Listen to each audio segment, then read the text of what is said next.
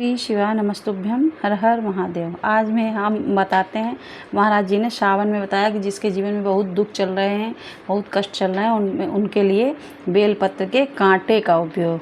तो महाराज जी ने कहा, सुनिए, जिसके जीवन में हमेशा कांटे ही मिले हैं, बेटी है जैसे हम महिलाएं हैं, बड़ी हुई तो घर में मायके में दुख देखा और मायके से गई ससुराल में तो ससुराल में दुख देखा। ससुराल में भी दुख देखने के बाद में भी पति को बहुत कुछ काम करवाया, शुरू कराए, बिजनेस कुछ मतलब बहुत धंधे खुलवाए, नौकरी लगवाई, पर वो पति बार बार छोड़ कर आ जाए, बार बार तकलीफ़ भोग रहा है, बार बार कष्ट भोग रहा है। फिर थोड़े दिन काम करता, थोड़े दिन छूट जाता, फिर व्यापार में बढ़ता, फिर छूट जाता, फिर कोई दुकान खुल गई, थोड़े दिन अच्छी चली, फिर वापस नहीं, वह घर घर आकर बैठ गया। अर्थात उसके जीवन में वो शूलता चल रही है। वो बाबा देवादिदेव महादेव कहते हैं, ये 3 घड़ी, 3 पल, 3 नक्षत्र, 3 समय, 3 दिन में जो शूल मुझे समर्पित करता है, उसके जीवन से मैं शूल हटा देता हूँ। मतलब जो 3 दिन, 3 घड़ी, 3 पल कांटे मुझे समर्पित करता है, उसके जीवन से मैं सारे कांटे हटा देता हूँ। वो 3 दिन लिखे हैं स्कंद पुराण में। महाराज जी ने बताया, महाराज वैशाख महीने में जो प्रदोष आती है, वैशाख के महीने में बहुत ध्यान से सुनना भाई, को अपनी ज़िंदगी में बहुत तंग आ गए हो, परेशान हो गए हो, कष्टमय जीवन जी रहे हो, बहुत दुखी हो गए हो, उनके लिए स्कंद पुराण का चरित्र फिर मिले ना मिले, आप प्रेम से सुनिए। आओ, पहला वैशाख महीने की प्रदोष, चाहे वो शनिवार प्रदोष हो, चाहे रविवार हो, सोम हो, भौम हो, कोई भी बुध हो, कोई भी प्रदोष हो, गुरुवार, शुक्रवार, कोई भी प्रदोष हो, कोई भी बार की प्रदोष हो।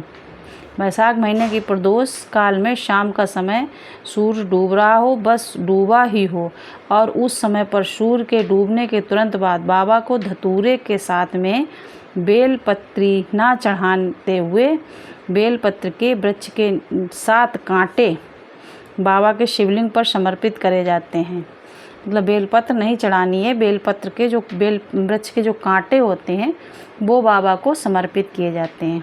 महाराज जी अपनी ज़िंदगी में अड़चनों को हटाने के लिए फिर आप जिस व्यापार में उतरें, जिस व्यवसाय में उतरें, जिस नौकरी में उतरें, आप दिल से करें, आपको तरक्की मिलेगी। आप हार नहीं सकते, नीचे नहीं आ सकते, उन्नति पर ही चढ़ेंगे। श्रावण महीने की दोनों अष्टमियों में से कोई भी अष्टमी, ये भी ज़रूरी नहीं सोमवार की ही अष्टमी हो, कोई भी अष्टमी हो, शमी के 5 पत्ते, बेलपत्र के 5 पत्ते, बेर के 5 पत्ते, क्या चीज़ है ज़रा ध्यान से सुनिए। शमी के 5 पत्ते, बेर के 5 पत्ते और बेलपत्र के 5 पत्ते। महाराज जी श्रावण महीने की दोनों अष्टमियों में से कोई भी अष्टमी को बेर के पत्ते पर लाल चंदन, बेलपत्री के पत्ते पर पीला चंदन और शमी के पत्ते पर केवल कोई चंदन लगाने की ज़रूरत नहीं। अब फिर से सुन लीजिए, क्या करना है। बेलपत्र के पत्ते पर पीला चंदन, शमी पत्र के पत्ते पर कोई चंदन लगाने की ज़रूरत नहीं, सादा, और बेलपत्र पे लाल चंदन लगाना है। पहले लाल चंदन वाले पत्ते, बेलपत्र के पत्ते, फिर शमी पत्र के पीले चंदन वाले पत्ते शिवलिंग के ऊपर समर्पित कर उसको उठाकर, उसके बाद उसके शमी पत्र तीनों पत्ते समर्पित कर उसको उठाकर वापस लाकर बेलपत्री के पेड़ के नीचे ही 1 लोटा जल समर्पित कर पहले पत्ते चढ़ा देंगे, फिर लोटा भर जल समर्पित कर देंगे। उसी चढ़े हुए पत्तों में से 5 बेलपत्र को लेकर अपने घर आ जाएं और अवधूतेश्वर महादेव, कौन से महादेव? अवधूतेश्वर महादेव, अपने दुख को, अपनी तकलीफ़ को शिव जी के मंदिर में जब तक लोटा जल चढ़ाने के लिए जाओ, जब शिवालय में 1 लोटा जल लेकर जाओ, जल चढ़ाते समय पंचाक्षर मंत्र, षडाक्षर मंत्र का जाप, श्री शिवाय नमस्तुभ्यं, नमः शिवाय ओम कर जब शिवलिंग पर जलाधारी में चरण जहाँ से पानी बहकर नीचे गिरता, वहाँ अपने हाथ को लगाकर अपने दुख को, अपनी तकलीफ़ को शंकर के उस अशोक सुंदरी गणेश कार्तिकेय के स्थान पर इस स्थान का स्पर्श करते हुए बाबा से ज़रूर कहो कि जैसे ये तुम्हारी बेटी है उसी तरह मैं तुम्हारी बेटी हूँ, जैसे तुम्हारे ये बेटे हैं वैसे मैं तुम्हारा बेटा हूँ। इनके दुख को आपने मिटाया था, मुझे भी अपनी बेटी मानकर मेरे दुख को मिटा दीजिए, मेरे दुख समाप्त कर दीजिए।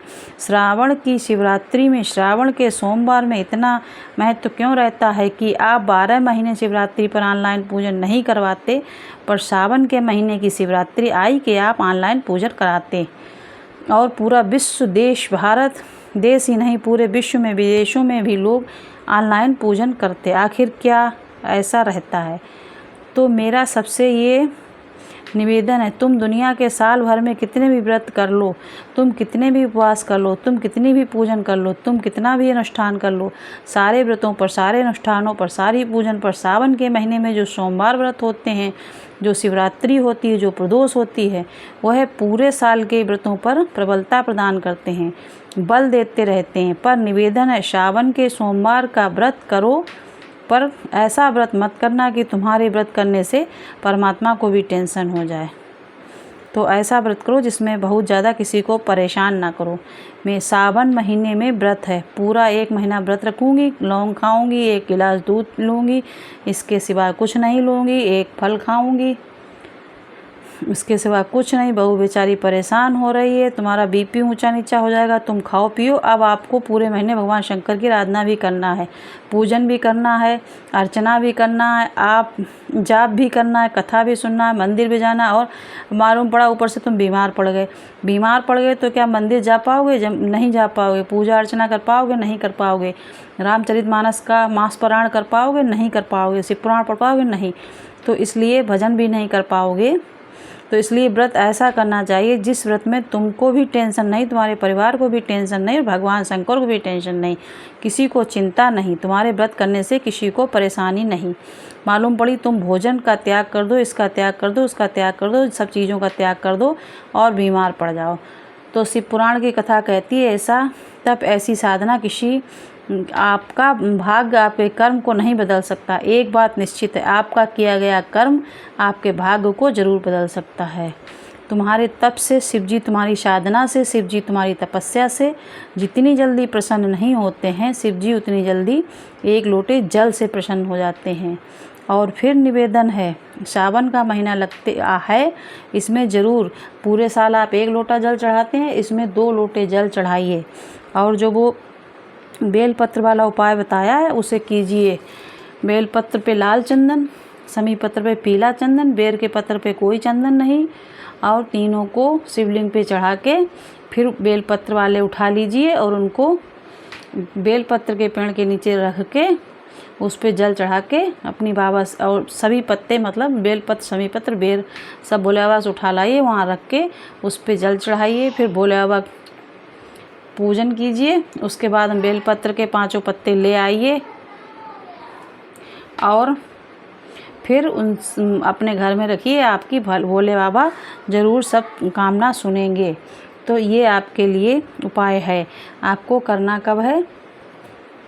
प्रदोष अष्टमी को किसी भी दिन की अष्टमी हो, अष्टमी को करना है।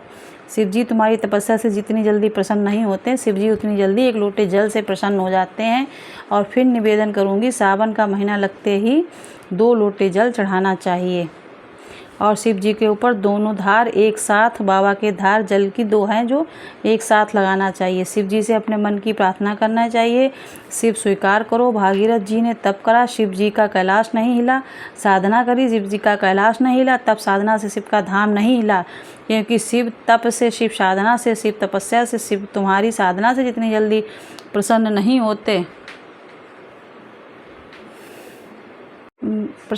होते, मेरा देवादिदेव महादेव उतनी जल्दी 1 लोटा जल से प्रसन्न हो जाता है। 1 लोटा, सावन में 2 लोटा जल, सारी समस्या का हल। ये बोलना चाहिए आपको। ये भगवान शिव को प्रसन्न करने का सबसे सुंदर तरीका है।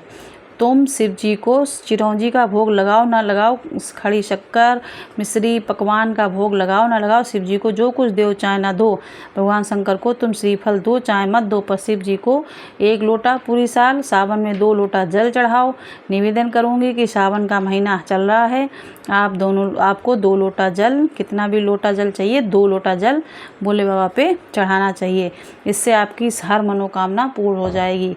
और जो वो अष्टमी वाला उपाय बताया है और बेल कांटे वाला जो उपाय प्रदोष के दिन करने को बताया है, वो आप कीजिए। आपकी ज़िंदगी में जितने भी कष्ट होंगे वो सब ख़त्म हो जाएंगे। बैसाख के महीने में इसमें बताया, लेकिन आप ये अभी परसों आ रहा सोमवार मंगलवार भौम प्रदोष है, उसको वो उपाय 22 को कर सकते हैं। श्री शिवाय नमस्तुभ्यम। हर हर महादेव।